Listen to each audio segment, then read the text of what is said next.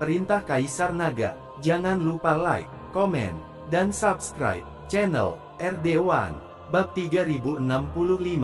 Melihat Tuan Yan muncul, Dev dan Yihe menghela nafas lega. Jika tidak, jika Raja Elang Petir membawa ratusan elang guntur yang haus darah untuk menyerang, mereka tidak akan memiliki cara untuk melawan. Dan Raja Elang Petir sedikit terkejut melihat Tuan Yan muncul di luar Kabupaten Jialing. Tuan Yan, Anda tidak tinggal di Kabupaten Jialing, mengapa Anda kehabisan?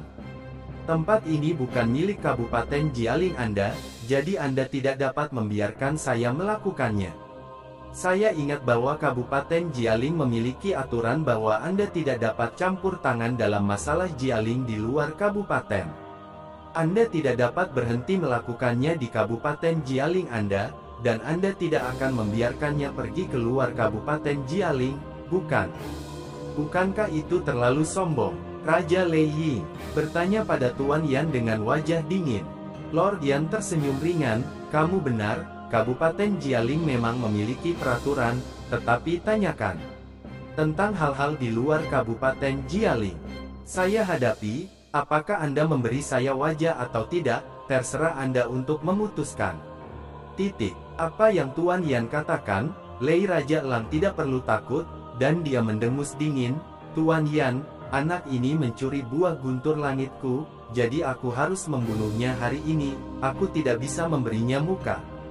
Tuan Yan melihat, Lei Eagle King tidak memberikan wajah, tetapi dia tidak marah. Dia masih memiliki senyum tipis di wajahnya dan berkata, karena kamu tidak memberikan wajah, maka pura-pura saja aku tidak mengatakannya, apapun, tapi saya harap Anda tidak menyesalinya. Setelah Tuan Yan selesai berbicara, dia langsung pergi. Titik. Ketika saya sampai di samping, sepertinya saya benar-benar tidak peduli. Tapi kata-kata Tuan Yan membuat Raja Lei Ying segera waspada. Tuan Yan, apa maksudmu barusan? Apa maksudmu jangan menyesalinya? Mungkinkah jika aku melakukannya, kamu tetap tidak bisa melakukannya? Jika saya tidak bergerak, siapa bilang saya akan melakukannya?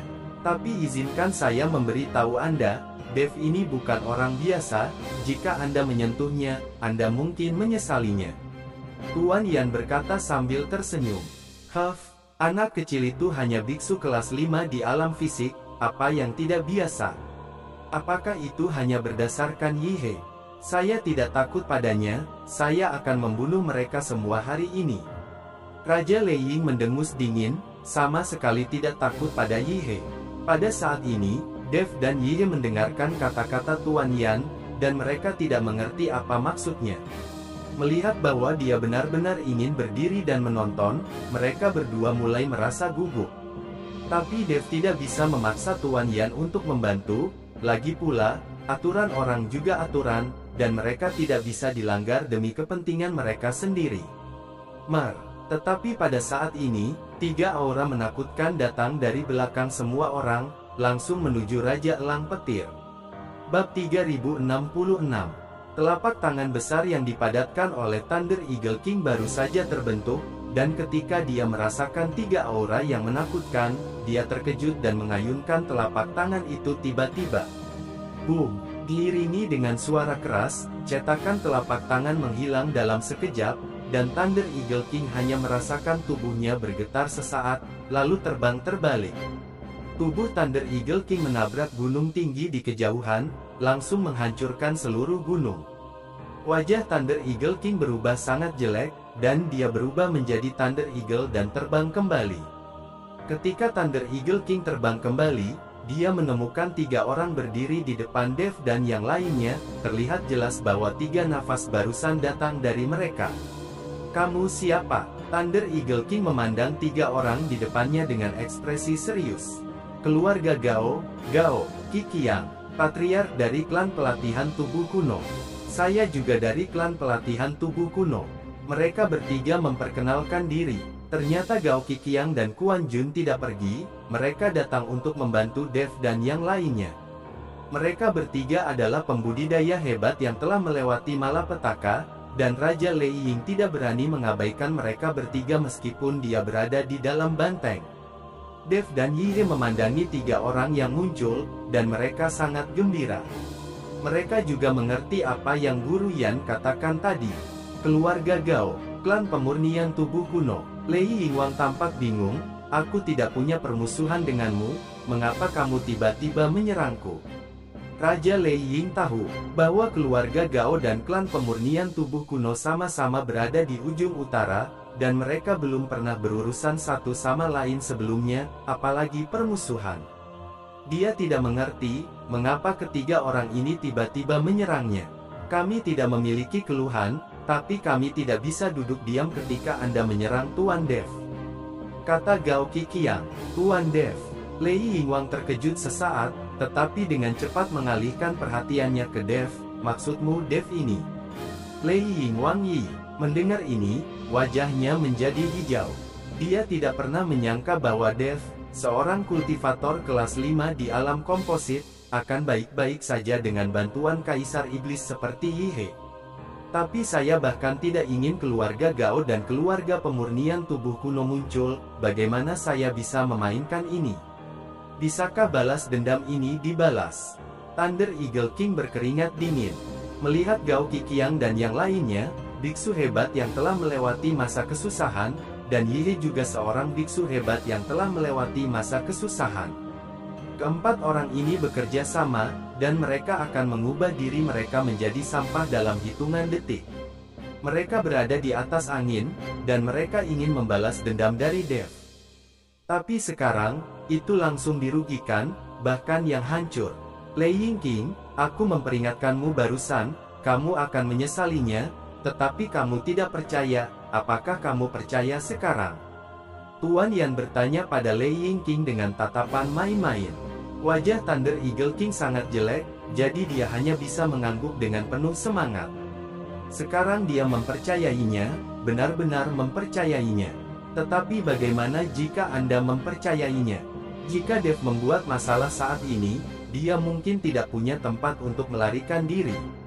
Memikirkan Thunder Eagles yang haus darah ini, memikirkan buah guntur langitnya, Raja Thunder Eagle menyesalinya. Ambil dan ambil, mengapa repot-repot memaksa satu sama lain untuk membalas dendam?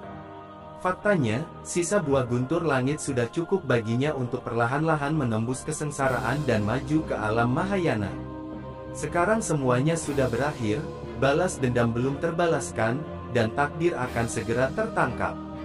Melihat ekspresi Lei Ying King yang gugup dan ketakutan, Tuan Yan tersenyum tipis, lalu menatap Dev dan berkata, Dev, bisakah kamu menjual wajahku? Mari kita lupakan masalah ini. Seperti kata pepatah, lebih baik menyingkirkan musuh daripada mengikat mereka. Mendengar kata-kata Dev, Lei Yingwang, yang memiliki wajah penuh penyesalan, tiba-tiba menyala. Menilai dari apa yang dimaksud Dev, dia mungkin tidak berniat mengejarnya lagi. Raja Lei Ying, Anda juga mendengarnya. Saya akan mengurus masalah ini. Biarkan saja untuk Anda berdua. Jika pertarungan berlanjut, itu tidak akan bermanfaat bagi Anda berdua. Lord Yan berkata kepada Raja Lei Ying. Bab 3067. Tuan Yan benar, saya sedikit pelit tentang masalah ini, dan saya tidak akan mengejarnya di masa depan. Raja Lei Ying buru-buru setuju. Pada saat ini, dia benar-benar dirugikan. Jika dia tidak setuju, nyawanya mungkin akan hilang. Yah, karena kamu setuju, maka masalah ini selesai, tetapi kamu ingat, jika kamu menyusahkan Dev karena ini, jangan salahkan aku karena bersikap kasar, lagi pula, aku jamin masalah ini. Tuan Yan tiba-tiba berkata dengan dingin. Tidak, sama sekali tidak. Thunder Eagle King menyeka keringat dingin dari dahinya, menggelengkan kepalanya dan berkata dengan tergesa-gesa. Kamu pergi. Tuan Yan melambaikan tangannya. Thunder Eagle King tidak berani tinggal sedikit pun, dan terbang dengan ratusan Thunder Eagles yang haus darah. Pada saat ini, di udara, sebuah kapal terbang perlahan mendekat. Itu adalah kapal terbang Fei Tianzong, datang untuk menjemput Ji Yun. Setelah mengucapkan selamat tinggal lagi, Dev memimpin Yihe dan yang lainnya menuju pesawat. Siti Qiao keluar dari pesawat, dia ada di sini untuk menjemput Ji Yun.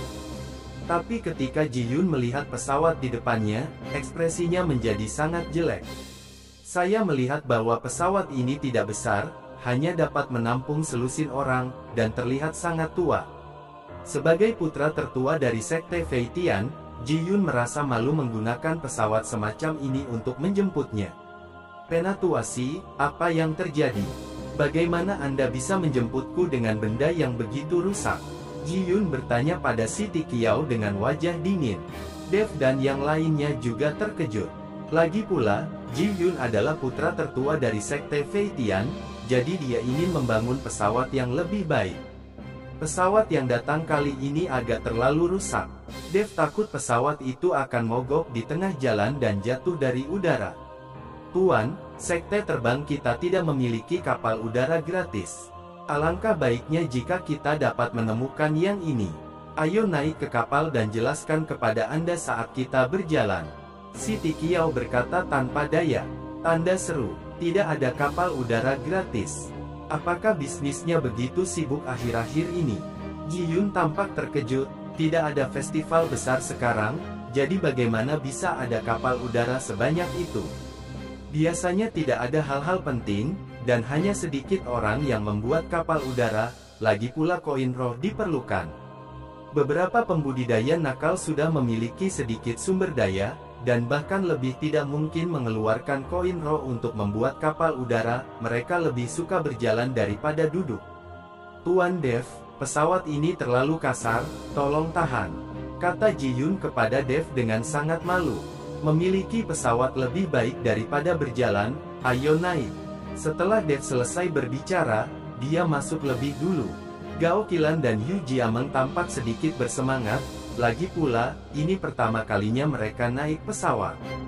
Setelah naik pesawat, pesawat mulai perlahan dan mulai terbang menuju Fei Tianzong. Ji Yun menoleh ke Siti Qiao dengan wajah dingin dan bertanya, sekarang saatnya menjelaskannya padaku. Siti Qiao melirik Dev dan yang lainnya, dan sepertinya menyembunyikan sesuatu. Katakan, Tuan Dev bukan orang luar, kata Ji Yun dengan dingin. Siti Qiao gemetar ketakutan, dan buru-buru berkata, Tuan, kapal udara dari Sekte Feitian kita telah rusak lebih dari setengahnya, dan sekarang semua kapal udara telah pergi ke Mohai. Apa? Ji Yun tiba-tiba berdiri. Menjadi dua, apa yang terjadi? Mengapa Anda pergi ke Mohai? Bukankah itu zona larangan terbang? Mohai tiba-tiba ada gelombang besar, dan saya mendengar banyak harta mengalir keluar, dan beberapa orang menemukan harta karun di Mohai, begitu banyak orang bergegas ke Mohai. Tuan menambahkan rute ke Mohai, tetapi orang yang menembus awan menyeberangi area dan menyerang pesawat kami, menyebabkan banyak pesawat kami jatuh dan dirampok. Tuan membawa orang untuk mengambil pesawat yang tersisa untuk mencari keadilan, jadi sekarang tidak ada pesawat yang tersedia di Fei Tianzong, jadi saya akan menggunakan kapal bobrok ini untuk menjemput Tuan Muda. Siti Qiao mengikuti Ji dengan hati-hati, kata awan itu. Bersambung.